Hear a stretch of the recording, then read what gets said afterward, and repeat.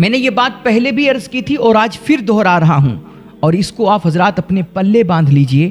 کہ ہمارا دین ہرگز یہ نہیں چاہتا کہ پوری دنیا مسلمان ہو۔ یہ ہمارے رب رسول کی منشا ہے ہی نہیں میرے بھائی۔ یہ تو اسلام دشمن طاقتوں کی جانب سے ہمارے دین پر ایک الزام ہے۔ یہ تو جھوٹ پھیلایا گیا ہے پوری دنیا میں کہ اسلام معاذ اللہ کٹرتا کی تعلیم دیتا ہے، یہ زور زبردستی کو بڑھاوا دیتا ہے، یا اسلام تلوار کے زور پر پھیلا ہے۔ یہ اسلام دشمن طاقتوں کی جانب سے الزام ہے ہمارے دین پر، ورنہ اللہ کا قرآن کہتا ہے لا اکراہ فی الدین، کہ حقیقت یہ ہے کہ ہمارے دین میں زور اور زبردستی نام کی کوئی چیز ہی نہیں ہے۔ اللہ کا قرآن بڑے صاف لفظوں میں فرماتا ہے من شاء فلیؤمن ومن شاء فلیکفر، کہ جو چاہے ایمان لائے اور جو چاہے کافر رہے۔ ہاں، جو کافر رہے گا وہ اپنا انجام بھگتے گا آخرت میں، لیکن ہمارا دین کسی مسلمان کو اس بات کی ہرگز اجازت نہیں دیتا کہ وہ کسی کی کنپٹی پہ بندوق رکھ کر کے زبردستی اس سے اسلام کا کلمہ پڑھوائے۔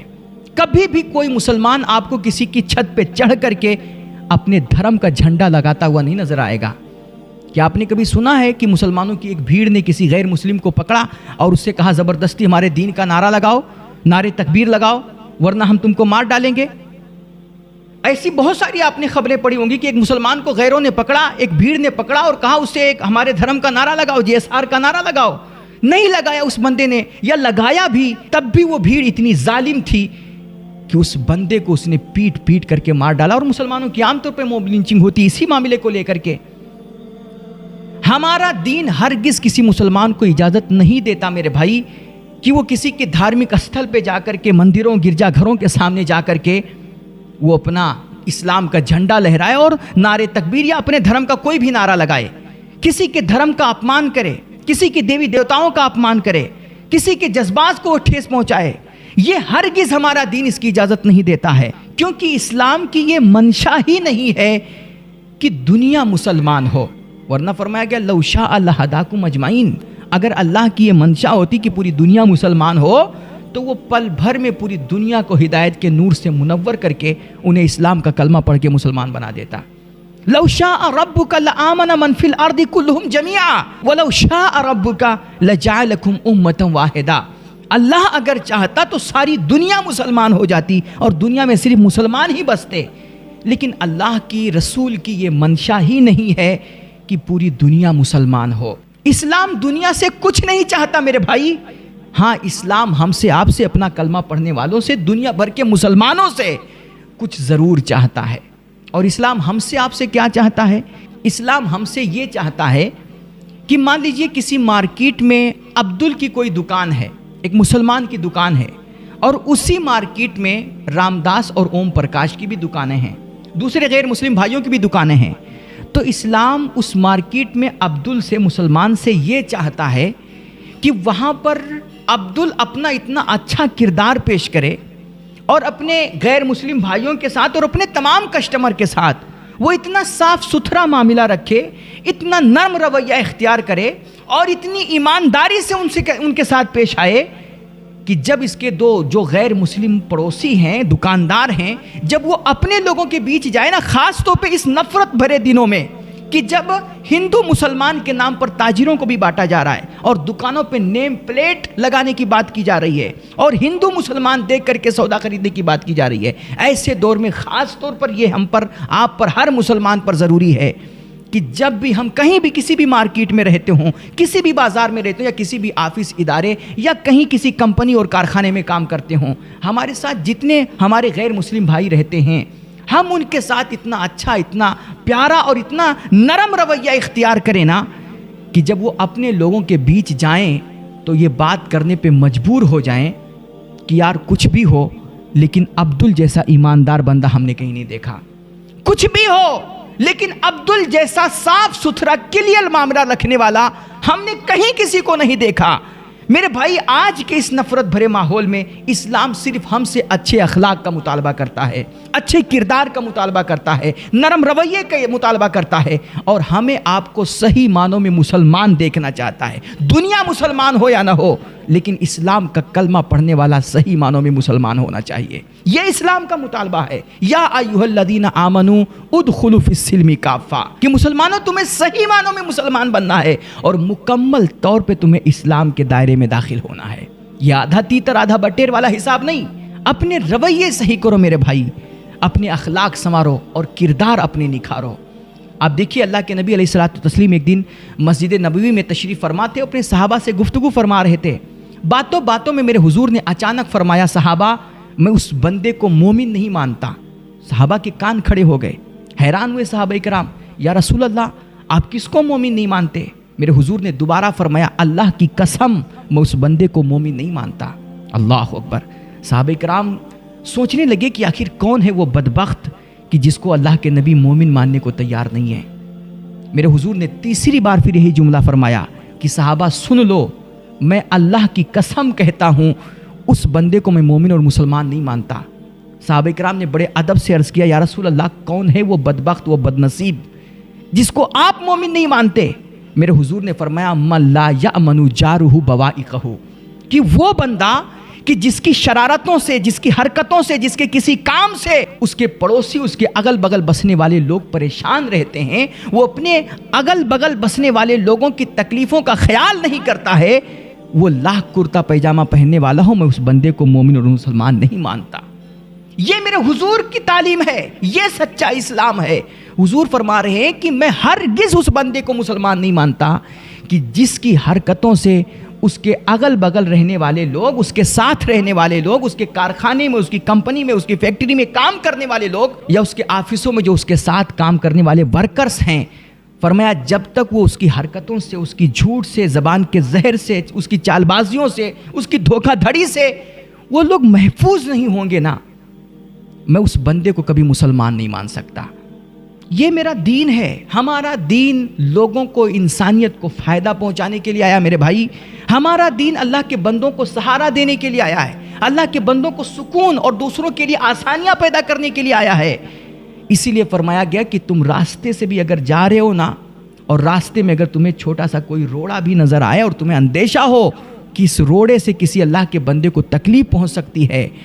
تو وہ روڑا بھی تم راستے سے ہٹا دو، اللہ تمہیں صدقے کا ثواب عطا فرمائے گا۔ یہ ہمارا دین ہم سے مطالبہ کرتا ہے کہ مسلمانوں تم اللہ کے بندوں کے کام آؤ، ان کے دکھ سکھ میں ان کے ساتھ ہو، خواہ کوئی مسلمان ہو یا غیر مسلم، ذات پاس سے اٹھ کر کے تمہیں اللہ کے بندوں کی مدد کرنی ہے اور بے سہاروں کا سہارا بننا ہے۔ اور اس حدیث میں بھی دیکھ لیجئے، اللہ کے نبی نے مطلق فرمایا کہ جس کا پڑوسی محفوظ نہیں ہے اس کی شرارتوں سے، میں اس کو مسلمان نہیں مانتا۔ اب پڑوسی ضروری نہیں کہ ہمارے پڑوس میں صرف مسلمان ہی بستے ہوں، بھائی ہمارے پڑوس میں کسی غیر مسلم کا بھی گھر ہو سکتا ہے، کسی ہندو، عیسائی، سکھ کا بھی گھر ہو سکتا ہے، کسی بھی انیہ دھرم کا ماننے والا ہو وہ ہمارے اگل بغل بس سکتا ہے۔ ایک گاؤں میں کئی سارے دھرم کے ماننے والے رہتے ہیں۔ فرمایا جب تک تمہارے اگل بغل بسنے والے لوگ تم سے خوش نہیں ہوں گے، تم سے راضی نہیں ہوں گے، اور تمہاری حرکتوں اور شرارتوں سے وہ محفوظ نہیں ہوں گے، تم رب رسول کی نگاہ میں صحیح معنوں میں مسلمان نہیں ہو سکتے۔ میرے حضور سے پوچھا گیا، یا رسول اللہ آپ بتائیں مسلمان کہتے کس کو ہیں؟ سب سے بہترین اچھا مسلمان کون ہے؟ میرے حضور نے فرمایا، المسلم من سلم المسلمون من لسانہ و یدہ۔ فرمایا نہ وہ اپنی زبان سے کسی کو تکلیف پہنچائے اور نہ اپنے ہاتھ سے کبھی کسی کو تکلیف پہنچائے، وہ صحیح معنوں میں رب رسول کی نگاہ میں مسلمان ہے۔ ایک اور حدیث پاک ہے، میرے حضور سے پوچھا گیا، یا رسول اللہ سب سے افضل بہترین صدقہ کیا ہے؟ یہ میں مفہوم حدیث بتا رہا ہوں۔ میرے حضور نے فرمایا سب سے بہترین صدقہ یہ ہے کہ تم کسی کی گردن آزاد کروا دو، کسی قیدی کو جو جیل میں ناحق بند کر دیا گیا ہے، اس پر جھوٹے مقدمے لگا کر کے، الزام لگا کر کے اس کو جیل کی سلاخوں میں ڈال دیا گیا ہے، اس کے بیوی بچے پریشان ہیں، بوڑھے ماں باپ گھر پہ ترس رہے ہیں بیٹے کا چہرہ دیکھنے کے لیے، اور ان کی دیکھ بھال کرنے والا کوئی نہیں ہے، وہ اکلوتا بیٹا تھا اپنے گھر کا، اس کو جھوٹے کیسوں میں پھنسا کر کے جیل کی سلاخوں میں ڈال دیا گیا ہے۔ میرے حضور نے فرمایا تم اس کی گردن آزاد کروا دو، اس کو رہائی دلوا دو۔ پہلے لوگ غلام ہوا کرتے تھے تو وہ گردن آزاد کروانا ہوتا تھا، آج کے دور میں اس کو قیدیوں پر محمول کر سکتے ہیں کہ پہلے دور میں غلامی سے آزادی دلوائی جاتی تھی، آج کسی کو بے گناہ کو رہائی دلوا دیجئے، یہ سب سے بہترین صدقہ ہے۔ اس بندے نے، پوچھنے والے نے پوچھا یا رسول اللہ اگر ہمارے پاس اتنا پیسہ نہ ہو، اتنا سورس نہ ہو کہ ہم کسی کو رہائی دلوا سکیں، کسی کی گردن آزاد کروا سکیں تو کیا کریں؟ تو میرے حضور نے فرمایا پھر تم کسی بے ہنر کو کوئی ہنر دے دو، اس کو کوئی کام سکھا دو، کسی کو روزگار دے دو، کسی کے گھر کا چولہا جلنے کا کوئی ذریعہ تم پیدا کر دو، بنا دو۔ تو اس بندے نے کہا یا رسول اللہ اگر ہم ہی بے روزگار ہوں، ہم ہی بے ہنر ہوں، ہمارے پاس خود ہی کوئی کام نہ ہو تو ہم کیا کریں؟ تو میرے نبی نے فرمایا پھر تم کوئی کام کرنے والا بندہ ہے، تم اس کی ہیلپ کر دو، اس کے کاموں میں اس کا ہاتھ بٹا دو، اس کی مدد کر دو، کسی کا سہارا بن جاؤ۔ تو اس بندے نے کہا یا رسول اللہ اگر ہم یہ بھی نہ کر سکتے ہوں، یعنی جیسے مان لیجئے کوئی بندہ کوئی کام کر رہا ہے، اب ہمیں وہ کام آتا ہی نہیں تو ہم اس میں ہاتھ ڈالیں گے تو کام خراب ہی ہوگا،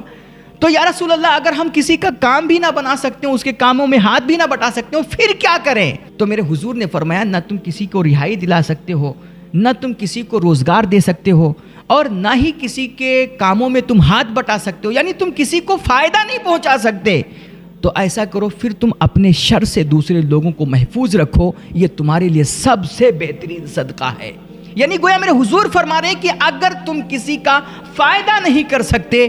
تو خبردار کبھی کسی کا نقصان بھی مت کرنا، اگر تم کسی کے لیے کوئی آسانی نہیں پیدا کر سکتے تو اس کے لیے دشواری کا سبب بھی مت بننا، اگر تم کسی کو خوشی نہیں دے سکتے تو اس کے غم اور تکلیف کا بھی سبب مت بننا۔ یہ ہمارا دین ہے اور اسلام ہم آپ لوگوں سے یہی مطالبہ کرتا ہے، دنیا کو ہرگز نہیں کہتا کہ وہ مسلمان ہو جائے، لیکن اپنے ماننے والوں سے، اپنے کلمہ پڑھنے والوں سے وہ ضرور چاہتا ہے کہ وہ صحیح معنوں میں مسلمان بن جائیں، اور اسلام کی جو بگڑی ہوئی شبیہ میڈیا کے ذریعے سے ہمارے سماج میں، ملک کے لوگوں میں اور دنیا بھر میں جو پھیلائی گئی ہے، اور اسلام اور مسلمانوں سے جو دنیا بھر کو متنفر کیا گیا ہے، لوگوں کو بدظن کیا گیا ہے، اسلام یہ چاہتا ہے کہ مسلمان اپنے اچھے اخلاق سے، اپنے اچھے کردار سے، اور اسلام کی یہ جو بلند و بالا اعلیٰ تعلیمات ہیں اسے صحیح ڈھنگ سے، صحیح روپ سے دنیا کے سامنے عملی طور پر پیش کر کے اس اپنے چہرے پہ لپی ہوئی کالک کو وہ صاف کرے، اسلام کی بگڑی ہوئی تصویر کو وہ دنیا کے سامنے صحیح صورت میں پیش کرے۔ یہ اسلام کا ہم سے آپ سے مطالبہ ہے، ورنہ یاد رکھیں میرے بھائی کل قیامت کے دن اسلام کو برا بھلا کہنے والے اور اسلام کو گالیاں دینے والے اللہ کی بارگاہ میں اتنے بڑے مجرم نہیں ہوں گے جتنے بڑے مجرم ہم اور آپ ہوں گے، کیونکہ دنیا آج جو اسلام کو برا بھلا کہتی ہے میرے بھائی، حقیقت یہ ہے کہ دنیا اسلام سے متنفر نہیں ہے، دنیا کو اسلام سے نفرت نہیں ہے، دنیا کو مسلمانوں کے کرتوت سے نفرت ہے، مسلمانوں کے اعمال سے نفرت ہے، چونکہ وہ سمجھتی ہے نا کہ جو ہمارے اعمال ہے، ہماری جو لائف اسٹائل ہے، ہماری جو طرز زندگی ہے، یہی اصل میں اسلام ہے، اور اگر اس وجہ سے وہ اسلام سے نفرت کرتی ہے تو پھر جتنی بھی نفرت کرے وہ نا میں سمجھتا ہوں کم ہے، کیونکہ ہماری آپ کی جو طرز زندگی ہے، ہمارا جو اسٹائل ہے، ہمارے جینے مرنے کا جو طریقہ ہے وہ یقیناً قابل نفرت ہے اور وہ قابل مذمت ہے۔ تو دنیا اگر ہمارے اعمال اور کرتوت اور ہمارے جینے مرنے کے طریقوں کو دیکھ کر کے اس کو اسلام سمجھتی ہے اور اس وجہ سے اسلام سے نفرت کرتی ہے تو پھر دنیا اس میں مجرم نہیں ہے، اصل مجرم ہم اور آپ ہیں کہ ہم نے اپنے نبی کے دین کی شبیہ کو بگاڑ دیا، ہم نے اپنے نبی کے بتائے ہوئے تعلیمات کو صحیح معنوں میں دنیا کے سامنے پیش ہی نہیں کیا۔ اس لیے آج دنیا کو کوسنے اور نفرت کا جواب نفرت سے دینے کے بجائے میرے بھائی ہمیں اپنے آپ کو، اپنے اخلاق کو، اپنے کردار کو سنوارنا چاہیے، اور حضور کی سیرت پاک سے، ان کی تعلیمات سے روشنی لے کر کے، خوشبوئیں لے کر کے ہمیں اب دنیا کے سامنے آنا چاہیے۔ اور یہ پکی بات ہے کہ جب بھی آپ حضور کی سیرت سے روشنی لیں گے اور حضور کے اخلاق سے متخلق ہو کر کے جب آپ دنیا کے سامنے آئیں گے نا تو آپ کے تن بدن سے ایسی خوشبو پھیلے گی کہ اللہ کی قسم آپ جس گلی کوچے سے نکلیں گے نا انشاءاللہ آپ کے اخلاق کی خوشبو سے دنیا متاثر ہوگی۔ آپ صحیح معنوں میں، ہم صحیح معنوں میں مسلمان بن جائیں، انشاءاللہ دنیا اگر مسلمان نہیں ہوگی نا تو اتنا ضرور ہے کہ وہ اسلام اور مسلمانوں کو پھر گالیاں بھی نہیں دیں گی۔ اللہ ہم سب کو پہلے ان تمام باتوں پہ مجھے پھر آپ حضرات کو عمل کی توفیق بخشے۔ وآخر دعوانا الحمدللہ رب العالمین۔ السلام علیکم ورحمۃ اللہ۔